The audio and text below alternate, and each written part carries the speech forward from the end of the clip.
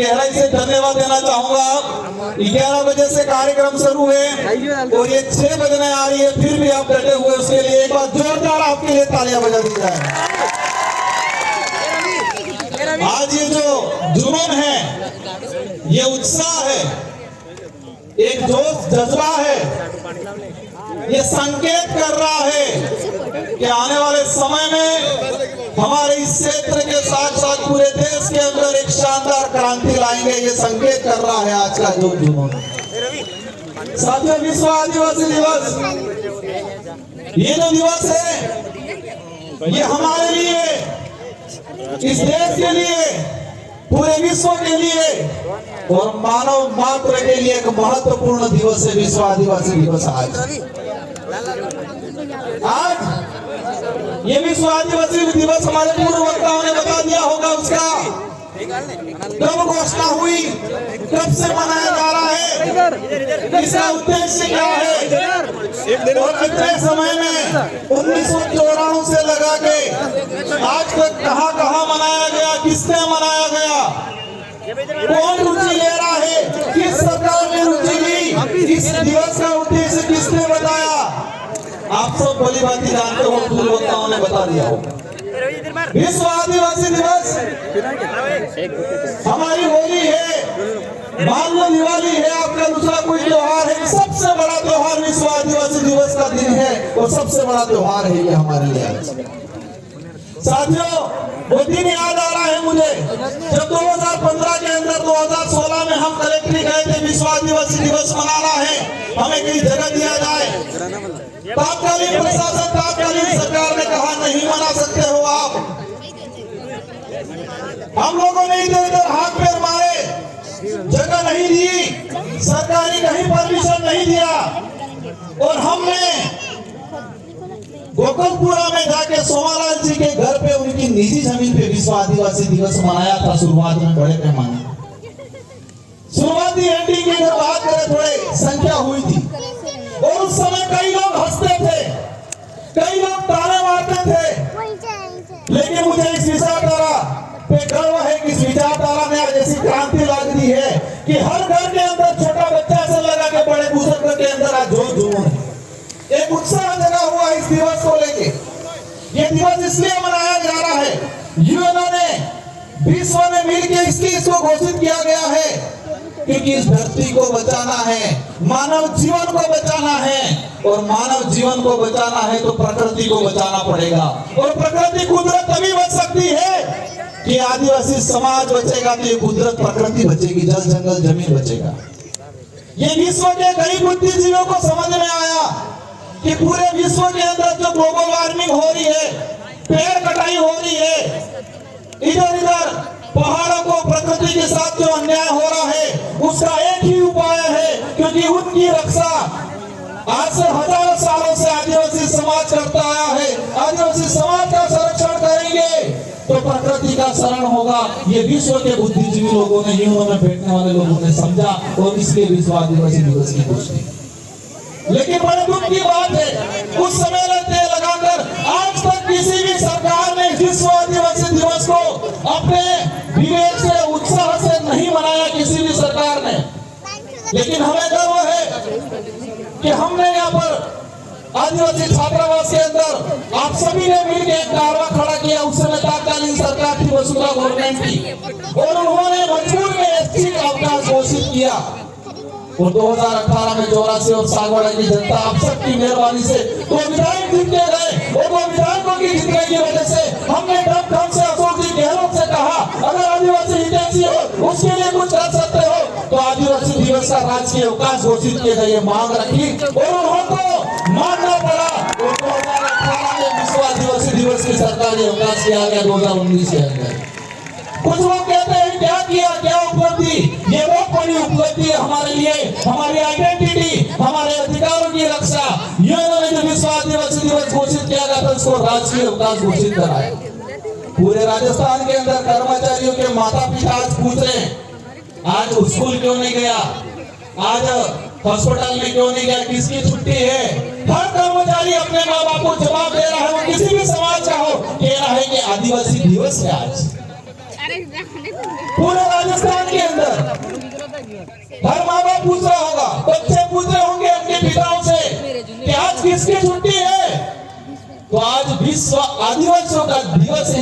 मिलती है। ये हमारी बहुत बड़ी उपलब्धि हुई है और इसकी वजह से आसपास के जितने जो राज्य है, मध्य प्रदेश, महाराष्ट्र, छत्तीसगढ़, झारखंड, सभी राज्यों के अंदर राजकीय अवकाश घोषित किया। वो आप लोगों की बदौलत, आप लोगों ने संघर्ष किया। इसलिए आज देश के अंदर जो हालात बने हुए हैं, अभी मैं आ रहा था गाड़ी के अंदर, एक चीज मैंने देखा, राजस्थान में भाजपा की सरकार है। मैं इस मंच से पॉलिटिकली भाषण नहीं देना चाह रहा, लेकिन जो आज के दिन में आदिवासी समुदाय के साथ जो धोखा हुआ है, राजस्थान के मुख्यमंत्री जी ने अपने ट्विटर हैंडल से विश्व आदिवासी दिवस की शुभकामना पोस्ट की। अच्छा लगा हमें भी कि राजस्थान का मुख्यमंत्री आदिवासी दिवस की शुभकामना दे रहा है।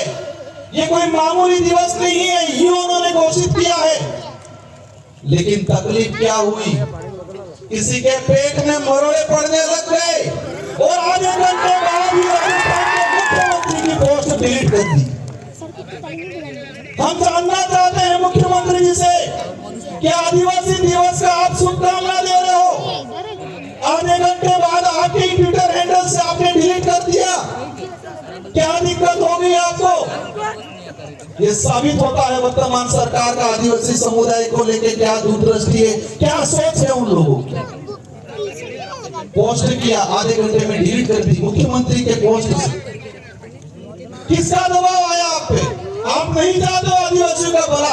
आज हम आपसे उम्मीद थी कि आज आदिवासियों के लिए कई बड़ी घोषणा करते, इस इलाके में आके दिवस मनाते, आदिवासियों के अधिकार को लेके, शेड्यूल 5 के जो प्रावधान को लेके बात करते, लेकिन उनको लगता है कि ये समाज ऐसे ही वापस कब्जे में आ जाएगा, जुमला फेंक देंगे, झूठ बोल देंगे, छोटी मोटी योजना दे देंगे।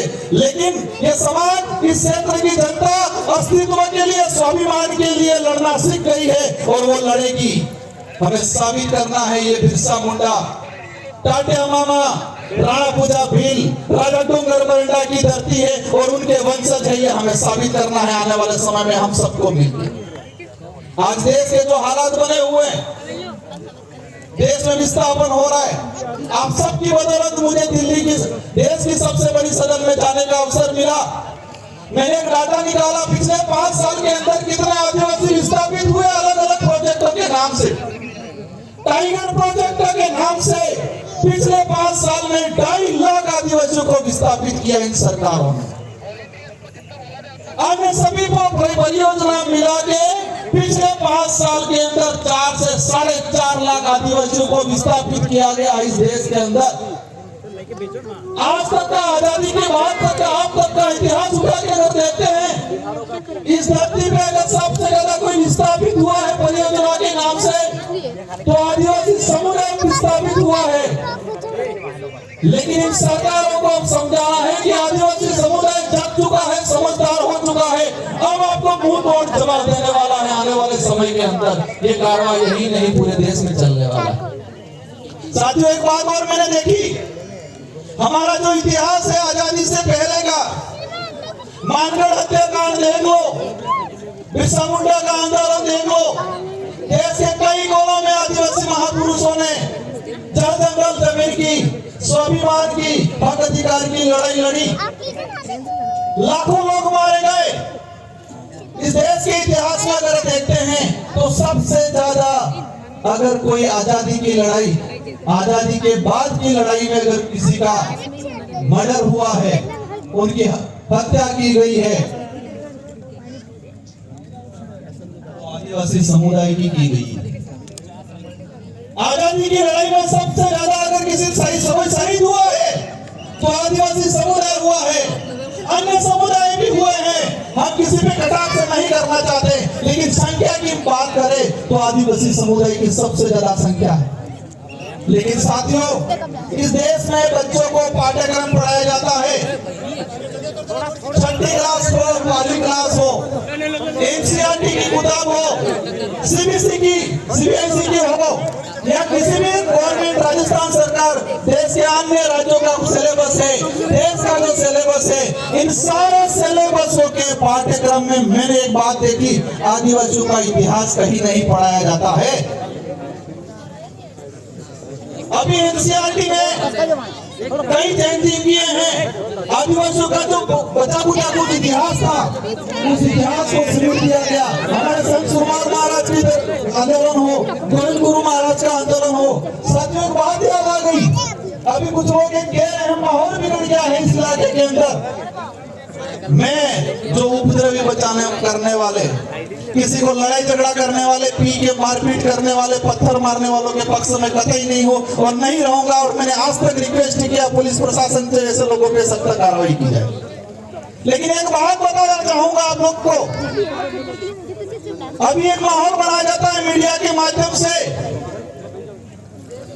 कि माहौल बिगड़ गया है, माहौल बिगड़ गया है। बड़े बड़े नेता आके हमारे समाज पे लांछन लगाते हैं और कहते हैं माहौल बिगड़ गया है। माहौल बिगड़ा है। माहौल क्या बिगड़ा है? वो लूटते थे, लूटना बंद हो गया, वो माहौल बिगड़ा है। कोई समाज को बेवकूफ बनाते थे, बेवकूफ बना के समाज को इकट्ठा करते थे, वोट लगते थे, वो माहौल बिगड़ा। वो माहौल बिगड़ा, उनका माहौल बिगड़ा। बारी बारी से राज करते थे, वो माहौल बिगड़ा है। होती है घटनाएं कुछ, लेकिन मैंने प्रशासन को कहा है कि कहीं पर भी पत्थरबाजी हुई, वो आदमी कहाँ दारू पी के आया वो पता करो। इस सभा के ठेके पे, सरकारी ठेके, रात की 10-10 बजे तक इकट्ठा रहता है, प्रशासन चुप रहता है। और हम ये गोविंद गुरु महाराज, संत सुरमाल महाराज की धरती है। हमारे पूर्वों ने शराब को लेकर आंदोलन छेड़े थे। हम लंबे समय से कह रहे हैं कि इस इलाके के अंदर शराबबंदी होनी चाहिए, लेकिन हो नहीं रहे। और भी दुकानें बढ़ा दे रहे, रात की 12-12 बजे तक दारू पिछवा रहे। एक बात और बता दें आपको, ये लोग कहते हैं नारियों का सम्मान करेंगे, उनको शर्म आनी चाहिए। महिलाओं के लिए दारू की अलग से ठेके खोल रहे हैं। दारू की दुकान पे लिख रहे हैं कि ये महिला के लिए दारू की दुकान है।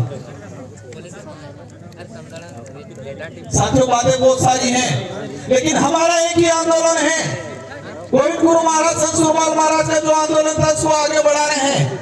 और हमारे इस इलाके में अगर सरकार भला चाहती है तो दारू विहीन होना चाहिए। होना चाहिए कि नहीं होना चाहिए?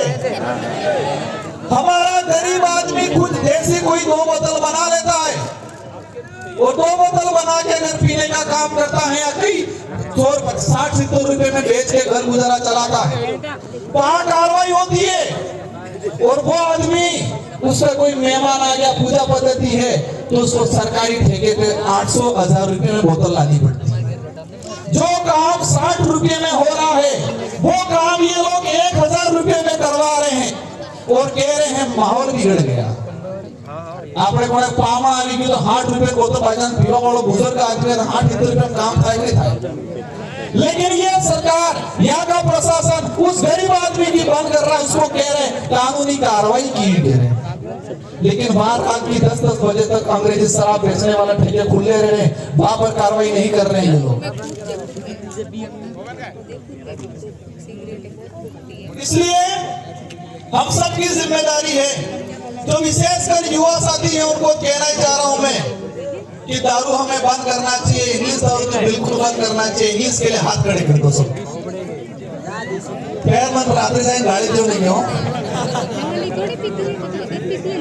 तो आज धर्म को लेके माहौल बना रहे हैं लोग।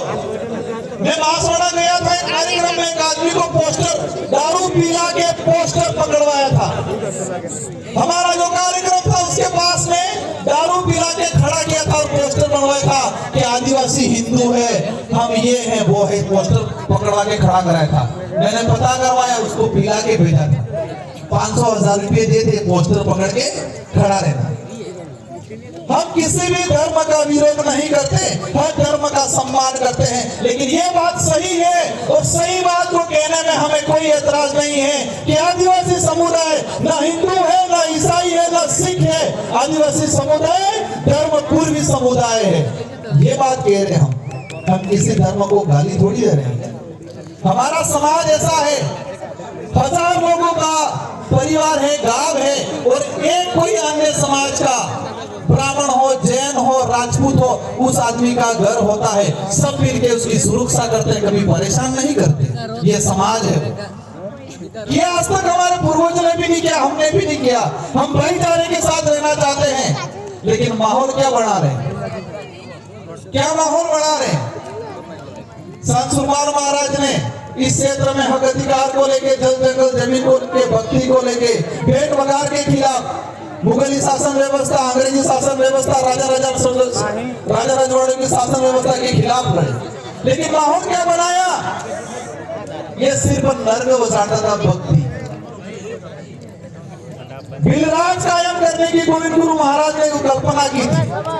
हम सबका सपना है, और ये बात याद रखना, कोई कुछ भी कहे कि नहीं बनेगा बिल प्रदेश, वही लोग 5 साल पहले जोहार का विरोध करते थे, आज जोहार बोल रहे। वही लोग 5 साल पहले आदिवासी शब्द का विरोध करते थे, वनवासी कहते थे, वही लोग आज आदिवासी शब्द पे आ गए। और मैं कहता हूँ 5 साल बाद यही लोग कहेंगे बिल प्रदेश बनना चाहिए, क्योंकि उनका बेटा कहेगा बिल प्रदेश बनना चाहिए। कितने विरोध कर रहे हैं बिल प्रदेश को लेके, उन सबकी लिस्ट बना के रखो, और कुछ करना नहीं है। 10 साल बाद देखना उनका बेटा कहेगा बिल प्रदेश बनना चाहिए, वो भी खट में पड़ के कहेंगे आप तो बनना चाहिए।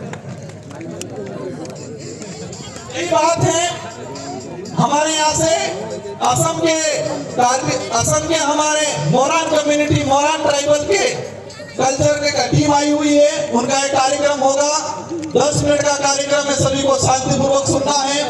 हमारा सबका एक ही लक्ष्य है, जो लास्ट पंक्ति में खड़ा हुआ साथी, उन सभी से मेरा एक ही अनुरोध है कि बच्चों को अधिक से अधिक पढ़ाओ, नशे पत्ते से दूर रखो, अपने अधिकारों को समझो, और तर्कहीन बनना, तर्कशील बनना है, तर्क विहीन नहीं बनना है। हम समझना है कौन सा गलत है, कौन सही है। कुछ लोग कहते हैं काकरी डुंगरी प्रकरण खुलवाएंगे। अगर तुम्हारा उद्देश्य यही है आदिवासी समुदाय को जेल में डालना है, तो कोई दिक्कत नहीं, हम जाने के लिए तैयार हैं, लेकिन घुटने नहीं टेकेंगे तुम्हारे। हम ये बदला ले लेगा, और एक वक्त आएगा तुम्हारा रगड़ा निकल जाएगा इस इलाके से, सब कुछ खत्म हो जाएगा। आप सभी को खूब खूब धन्यवाद मेरी बात को सुना। मुझे उम्मीद है कि आप इस बात को समझोगे, अपने घर तक ले जाओगे, अपने जीवन में, अपने परिवार में इसका अमल करोगे। और एक ही बात ठान के जाना है, एक क्रांति लानी है शिक्षा के क्षेत्र में। हमको बच्चों को पढ़ाना है, हमको बच्चों को नशे से दूर रखना है, हमको बच्चों को खेल के क्षेत्र में आगे बढ़ाना है। और हम लोग 5 साल का मुझे अवसर मिला है, मैं कोशिश करूंगा इस क्षेत्र के अंदर आप सबके साथ सहयोग से कि शिक्षा के क्षेत्र के अंदर, खेल के क्षेत्र के अंदर एक हम क्रांति लाए, और इसमें आप सबका साथ सहयोग दिए। इन्हीं शब्दों के साथ आप सबको धन्यवाद, आभार। जय जोहार, जय बिल प्रदेश।